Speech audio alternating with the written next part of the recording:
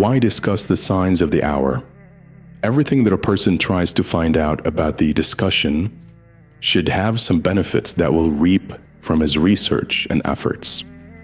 Does researching about the signs of the hour and learning about them offer us any benefit in our lives?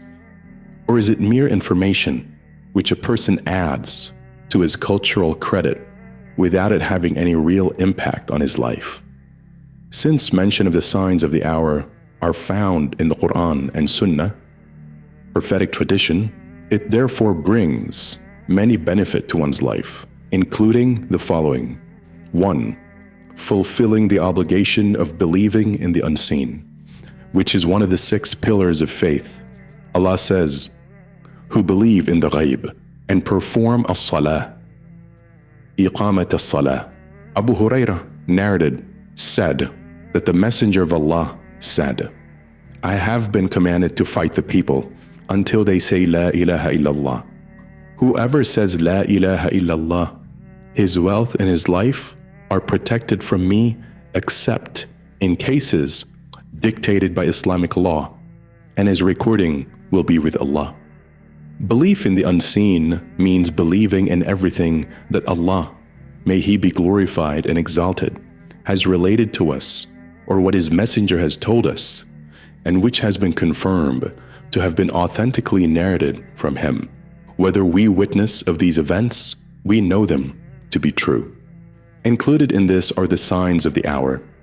These include the appearance of the Dajjal, the descent of Isa ibn Maryam, the emergence of Ya'juj and Ma'juj, the emergence of the beast, the rising of the sun from the west, and other event mentioned in Sahih, authentic reports. 2. Knowledge of the signs of the hour encourages one to obey Allah and prepare for the day of resurrection. It is an admonition for the heedless, an encouragement for the repentant. Do not be content with this world. This is what the Prophet did with those who were around him when he realized that one of the signs of the hour was close at hand. It is recorded in the collections of Bukhari and Muslim that the Prophet awoke one night and said, Woe to the Arabs from an evil that has approached. Today, a hole like this has been opened in the barrier of Ya'juj and Ma'juj. He also said, Wake up, and occupants of these dwellings, that is his wives, to pray, for one who is well dressed in this world may be naked in the hereafter. 3. It may offer an explanation of Shari'i, Islamic legislation, rulings, and fiqh, Islamic jurisprudence issues. The companions once asked the Prophet concerning the length of days, where one day will be like a year, and another day will be like a month, during the time of the Dajjal. Will it be sufficient to offer only a day's worth of prayers during those days? The Prophet replied, From this we can also derive the ruling for the prayer of those Muslims who live in areas where day or night may last or several months. 4. The fact that the Prophet was aware of the signs of the hour, which are matters of the unseen, and whose knowledge cannot be acquired by mere speculation, is evidence for the truthfulness of his message, and that he is truly a messenger from Allah, glorified and exalted. Allah is the knower of the unseen and the seen. He says, He alone is the all-knower of the ghaib, unseen, and He reveals to none His ghaib, unseen, except to a messenger from mankind, whom He has chosen. He informed him of the unseen as much as He likes, and then He makes a band of watching guards, angels, to march before Him and behind Him. 5. Our knowledge of the signs of the hour allows us to deal with them in the prescribed manners, eliminating any confusion concerning them. For example, we are told about the Dajjal in details, the description of his eye, his forehead, and the things that he will have with him. All these are mentioned so that we do not fall prey to his fitna, trial. Rather, through these signs, we will come to know that he truly is a Dajjal, liar. 6.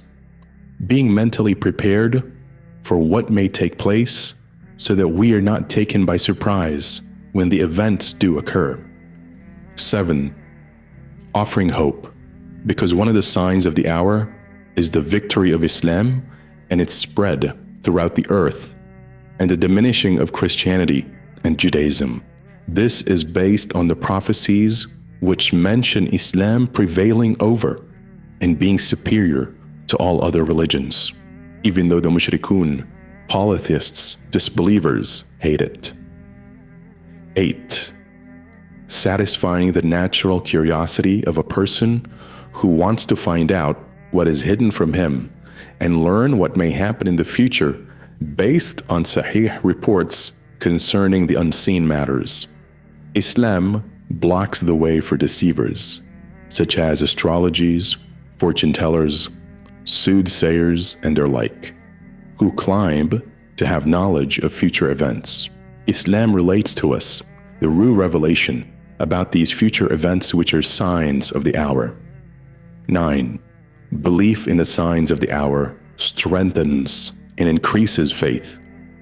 When these signs occur, it confirms the truth of the religion that you are following.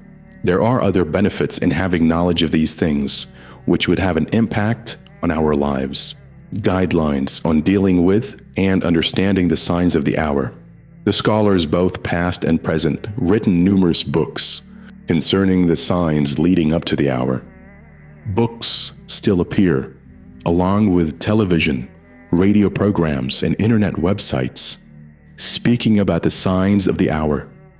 Some of them speak of the signs of the hour in a manner indicating their confusion and error on the subject. I deemed it necessary to list a number of guidelines when dealing with and understanding the signs of the hour, and the legislative texts that mention them, limiting to the texts of the Quran and Sahih Sunnah when quoting evidence. These are the source from which we can come to know about the matters of the unseen. Say, none in the heavens and the earth knows the ghaib, unseen, except Allah, nor can they perceive when they shall be resurrected, except to a messenger from mankind, whom he has chosen. He informed him of the unseen as much as he likes, and then he make a band of watching guards, angels, to march before him and behind him. Allah, may he be glorified and exalted, related to his Prophet Muhammad, for religious purposes, some matters of the unseen, which included some of the signs of the hour. These signs are from the matters of the unseen future. As for learning about the signs of the hour from the Jewish sources, dreams and visions, or interpreting political events as being signs of the hour without evidence is not correct. Similarly, any text quoted as evidence must be authentic, whether it is attributed to the infallible prophet or to one of these noble companions. The mention of odd, strange, and false ideas pertaining to the signs of the hour have been used as a means of excitement and generating more readers and an increase in book sales. One of the strangest things that I read was what one writer wrote. In a rare manuscript from the 3rd century AH, found in the Islamic books section of the Turkish library in Istanbul, is a little-known report related by Abu Huraira ibn Abbas and Ali ibn Abi Talib. In it is recorded that Abu Huraira was initially afraid to speak of it, but when he felt that was approaching to feared, concealing knowledge, so he said to the people around him, I know something concerning the wars, what will take place at the end of time. They said, relate to us and do not worry. May Allah reward you with good. So he said, after 1,300 years, decades that follow, count 5 or 6 decades, a man named Nasr will rule Egypt, and the Arabs will call him the bravest of the Arabs. Allah will humiliate him in successive wars, and he will never prevail. Allah wants for Egypt a victory for his sake and during the dearest of months to him. The Lord of the house will please Egypt and Arabs by the use of a dark-skinned man, Sada, whose father is lighter, Anwar, than him. But he will make a peace deal with the thieves of Al-Masjid Al-Aqsa in the land of sorrows. In Iraq, there will come a tyrant, and Sufyani, in whose eye there will be slight laziness. His name will come from Sidam, confrontation, and he is confrontational, said them, to anyone who oppose him. The entire world will gather to confront him because of a small country that he will invade. There is nothing good in Sufyani except by means of Islam, and he is both good and bad. Woe to the one who betrays Al-Mahdi, Al-Amin, who have gone astray, those with whom Allah is angry. Enter hypocrites will gather in the land of Isra and Mi'raj, at Mount Majdoon, Armageddon, and the queen of the world, the queen of craftiness, the whore, whose name is America, will come out to them, leading the world at that time in misguidance and disbelief. The Jews at that time will be in the highest position of control, occupying all of Jerusalem and the holy city. People from all countries will come by sea and air, except from countries where there is too much snow and countries from where there is too much heat. The Mahdi will realize that the entire world is plotting against him, but he will know that Allah is the best of those who plan, and he will know that the entire universe belongs to Allah, and to him is the return of all things. The entire world is like a tree, root and branch, which he controls. Allah will send his worst punishment upon them and will cause the land, the sea, and the sky to burn around them. The sky will send down as evil rain, and the people of the earth will curse all the disbelievers of the earth, and Allah will cause disbelief, kufr, to disappear. Referring to trustworthy scholars concerning this issue. Anyone who develops any idea concerning this issue should not hasten to tell others before discussing it with the scholars. So ask the people of the reminder, scriptures, if you do not know. If only they had referred it to the messenger or to charged with authority among them, the proper investigators would have understood it from them directly. Had it not been for the grace and mercy of Allah upon you, you would have followed Shaitan, Satan, save a few of you. This was the way of our righteous forebears. For example, Abu Tufail narrated, I was in Kufa when it was said that the Dajjal had emerged.